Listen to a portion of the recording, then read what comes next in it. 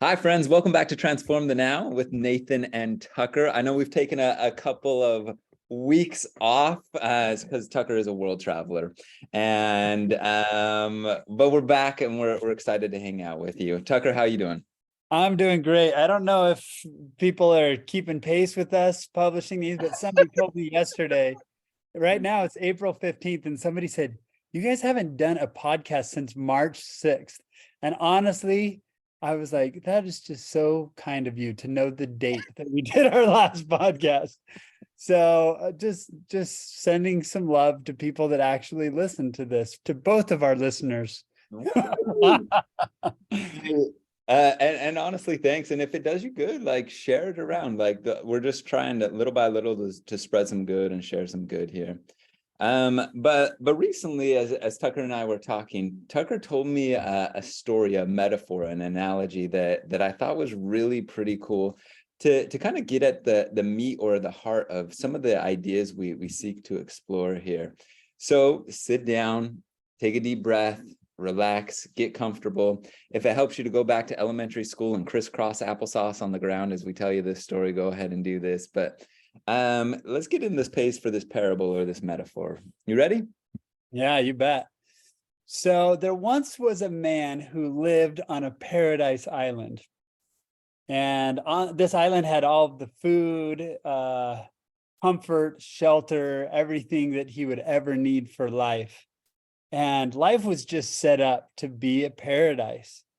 But he had this really persistent friend that would keep showing up. And as this friend would show up, he would tell him about this mainland that was in the distance and be like, I've heard there's so much better life in the mainland. Let's go to the mainland. We just got to jump in this boat and go. And so often they would jump in this boat and he'd just start paddling away to the mainland. Now, he lived on this group of islands. So he would paddle away for a while, and sometimes just the mainland didn't feel like it was getting any closer. So he'd pull off on another one of these islands and rest for a while. And he'd go to take some fruit, but before he could even get it in his mouth, his friend would show up and be like, come on, we got to go to the mainland. It's so much better than it is here. And so inevitably he'd find himself again in the boat, paddling away for this mainland dream, right? And day after day, he started noticing that he was spending more and more time in the boat. Sometimes he didn't even know how he got there. He would just kind of wake up and realize he's paddling away with his friend pointing toward this mainland in the distance. And admittedly, this got a little bit frustrating. So sometimes he would just pull over at the nearest island, but his friend would keep showing up before he could ever enjoy the island. And one day he discovered something fantastic. He discovered that if he would just stop rowing, despite his friend's coaxing, that the currents of the ocean would sweep him to a nearby island and he could get off the boat. But before he could ever take the fruit, his friend would show back up. And his friend was so persuasive that he didn't even realize his friend was coaxing him there, and he'd get back in the boat and they'd be heading toward the mainland. Well, this happened year after year.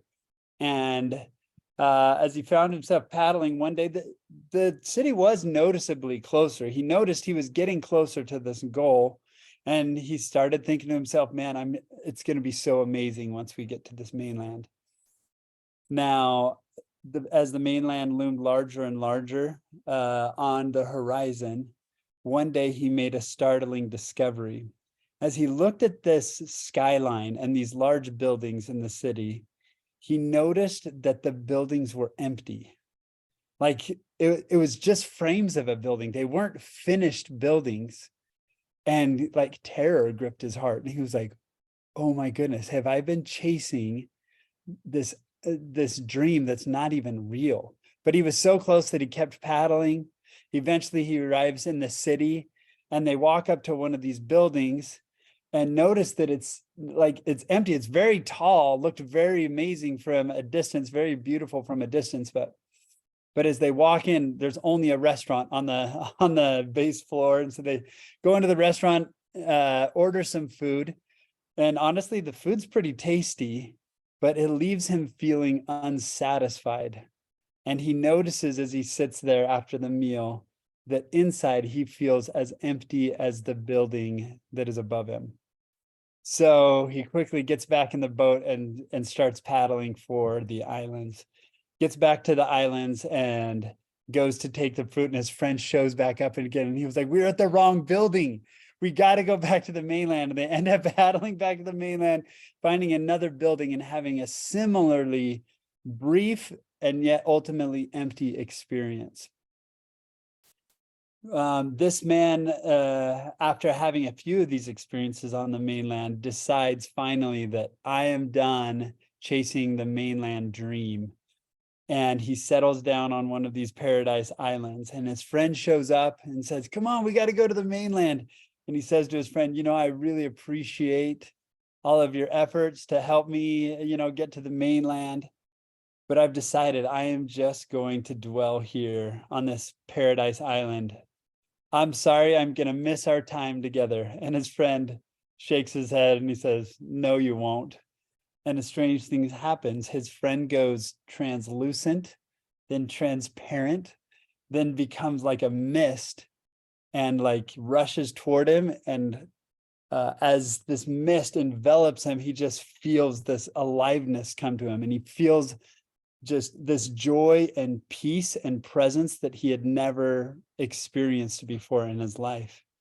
He goes back to his island life, enjoying the full life, fully present and full of joy like he never has before. Once in a while, he'll hear his friend's voice in his head saying, "Man, wouldn't the mainland be great?" And he just shakes his head and smiles. And sometimes he even sees other people jumping on boats and paddling for the mainland. And instead of running to stop them, he just smiles, and he knows that's the way this goes. That is the story of the Paradise Island. There's a lot there. There's a lot to think about, a lot to unpack, but I'll just say it this way. As you listen to the story, you probably heard some things that you could relate to. But this is a story of an inner island that all of us have available to us.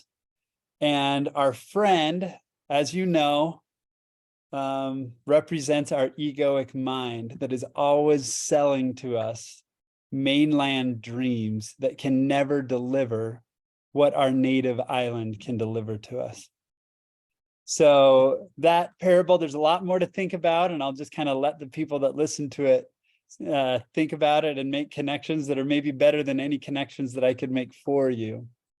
But that little parable has a lot that it can offer us. And that's part of what we want to do here with this. At least for a little bit, we want to leave you hanging and let you explore what is going on here and see what distills upon you, see what comes to you. Because I think you'll have some moments where you're like, this is for me. And just let that work on you a little bit. If you get an insight, please hit us up, message us, or let us know.